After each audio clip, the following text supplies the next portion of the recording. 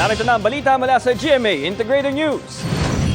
Posibleng ulanin ang ilang bahagi ng bansa ngayong Biyernes Santo. Ayon sa Pag-asa, dulo yan ng posibleng localized thunderstorms, gayon din ng easterlies na nakakaapekto sa silangang bahagi ng bansa.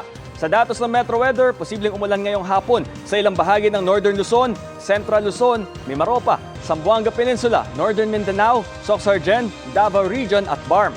Mababa naman ang tsansa ng pag-ulan sa Metro Manila. Nagbabala rin ang Pag-asa na posible ang danger level na heat index sa 14 na lugar sa bansa. Narito naman ang iba pa ang balitang binabantayan ng GMA Integrated News.